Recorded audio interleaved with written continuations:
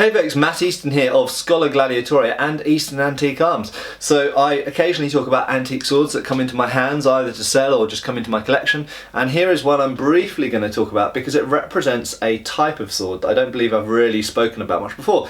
Now, many of my regular viewers might look at that and go, it's a 1796 light cavalry sabre. No, it's not. However, it does, for reasons that I will explain in a minute, very much look like one. So, in 1796, John Gaspard Le Marchand designed, promoted, along with a couple of London blade makers, mostly Osborne, a new model of sword, the 1796 light cavalry sabre. Search for 1796 light cavalry sabre on YouTube and you will find my other videos talking about that sword. In 1796, when that new model of sword came out, it instantly proved to be very popular, the latest fashion, and it influenced lots of other swords. Now, in the Napoleonic era, in the 1790s and the early 1800s, infantry officers in the British Army and many other militaries, in fact, many of them were carrying types of spadroon or thrusting models of sword, and because of course the 1790s and the early 1800s saw lots of warfare in the Napoleonic Wars, lots of infantry officers started wanting to carry sabres, essentially, weapons that they saw as more warlike and more useful in the type of rough skirmishing that they were finding themselves involved with.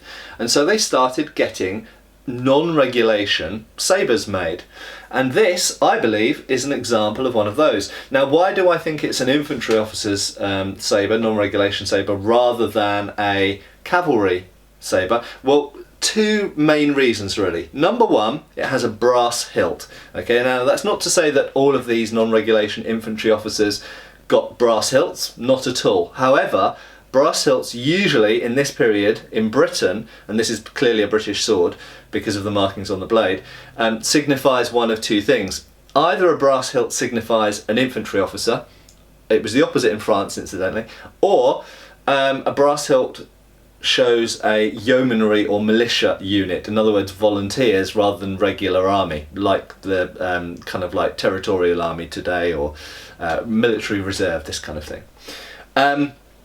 But there is another factor which added to the presence of the brass hilt, taken together as a whole, is the size of the blade. The size of the blade is both narrower and shorter and thinner than cavalry swords of this type. So it's essentially a light version of the 1796 light cavalry sabre. It's shorter, it's about, I think it's about 30 inches as opposed to 32 inches.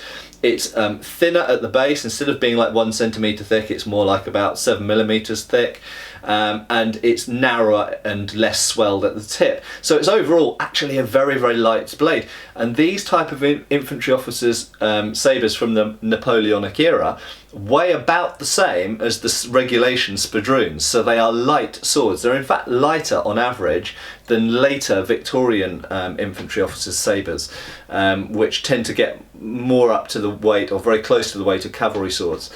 These early sabres tend to be really, really light, and they're very nimble, very quick, but they also tend to be relatively short. Most of them are usually under 32 inches. It's rare that you get them of cavalry length, which is over 32 inches.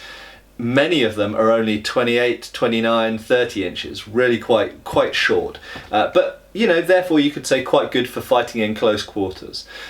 And just to reiterate, these are very much inspired by and modelled on the 1796 light cavalry sabre. That was such an influential sword and so popular that the infantry officers wanted to emulate it and copy the style. And the most characteristic things are obviously the curvature of the blade. That was somewhat different to blades that had gone earlier.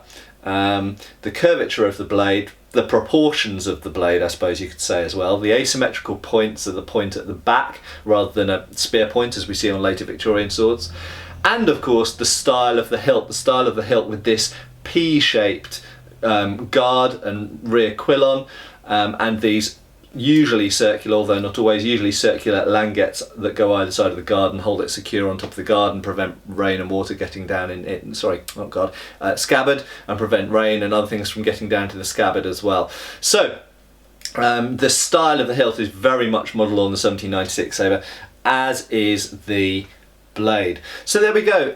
Non-regulation infantry officers, sometimes flank officers as well, were more likely to carry these, but infantry officers, non-regulation sabres of the Napoleonic era, and these were in use a lot in the 1790s, the early 1800s. In Britain, in 1803, an official regulation infantry officer's sabre came out, and that largely replaced this type of sabre. So these tend to date to the 1790s or up to 1803. Some of them definitely do date after 1803, but most of them date before 1803, because after 1803 the official infantry sabre came out, and so that became more likely to be carried than one of these non-regulation ones. Cheers folks! Thank you for watching. Please subscribe, follow us on Facebook, you can buy t-shirts through Spreadshirt, support us on Patreon, or follow us on Pinterest. Thank you.